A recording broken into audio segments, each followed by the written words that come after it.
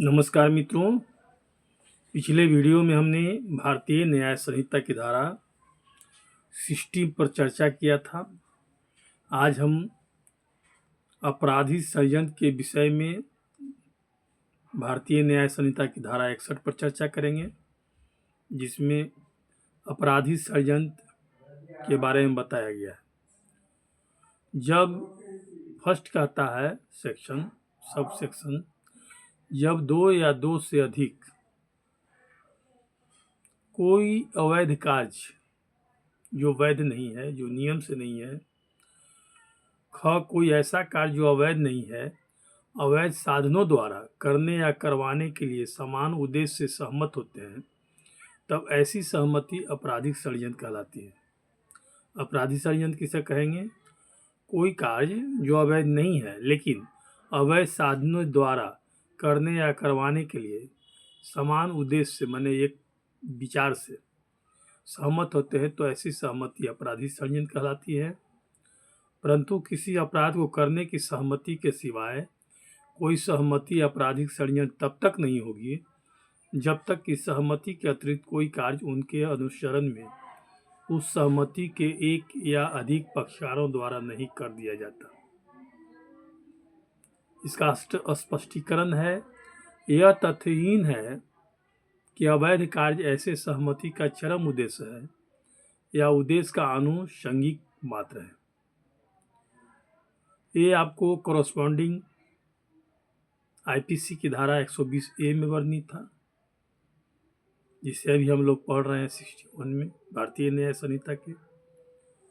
उसके बाद इसका सब सेक्शन 2 है, जिसका सब क्लॉज कहता है मृत्यु, आजीवन कारावास या 2 वर्ष या उससे अधिक अवधि के कठिन कारावास से दंडनीय अपराध कोई करने के आपराधिक षड्यंत्र में शामिल होगा। यदि ऐसे षड्यंत्र के दंड के लिए इस संहिता में कोई अभिव्यक्ति उपपन्न नहीं है, तो वह उसी प्रकार दंडित किया जाएगा मानो उसने ऐसे अपराध का दुष्प्रयोग किया था। यानी कोई अपराध जो है मृत्यु से दंडनीय है, आजीवन कारावास है या 2 वर्ष या उससे अधिक का कठिन कारावास से दंडनीय कोई अपराध करने के आपराधिक षड्यंत्र में शामिल होता है और उसके लिए इस संहिता में कोई अभिव्यक्ति उपबंध नहीं किया गया है, तो उसी प्रकार दंडित किया जाएगा मानो उसने अपराध का दुष्प्रयोग किया था। जो अपराध का दुष्प्रयोग किया था, यानी जो सजा है उसके अनुसार ही भी दंडित किए जाएंगे। कहता है पूर्वोक्त रूप से दंडित किसी अपराध को करने के आपराधिक षड्यंत्र से भिन्न किसी आपराधिक षड्यंत्र में शामिल होगा, वह दोनों में से किसी भांति के कारावास से जिसकी अवधि 6 मास से अधिक की नहीं होगी या जुर्माने से या दोनों से दंडित किया जाएगा। यानी ऊपर में जो बताया गया आजीवन कारावास, मृत्यु दंड, 2 वर्ष या उससे अधिक के कठिन दंडनीय अपराध से आपराधिक समझ में शामिल होता है षड्यंत्र में, और उसका दंड का कोई प्रावधान नहीं किया गया है, तो उसी तरह से दंडित होगा मानो उसने षड्यंत्र किया है, दुष्प्रयोग किया उस अपराध के रूप में।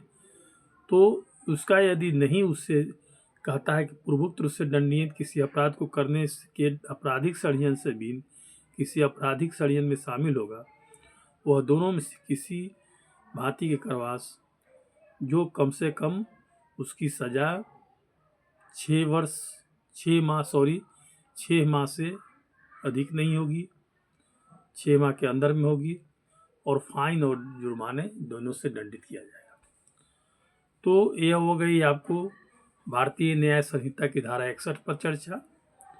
आपको एक चीज़ इसमें है कि यह जो अभी हमने सब सेक्शन 2 पढ़ा, वो आपको आईपीसी की धारा 120D में वर्णित था। 120A में था सेक्शन 61 का सब सेक्शन 1, और सब सेक्शन 2 जो है वो 120B में वर्णित है। तो मित्रों, फिर हम अगले एपिसोड में, अगले वीडियो में मिलते हैं। तब तक के लिए यहीं पर हम विराम दे रहे हैं। नमस्कार, धन्यवाद, नमस्कार।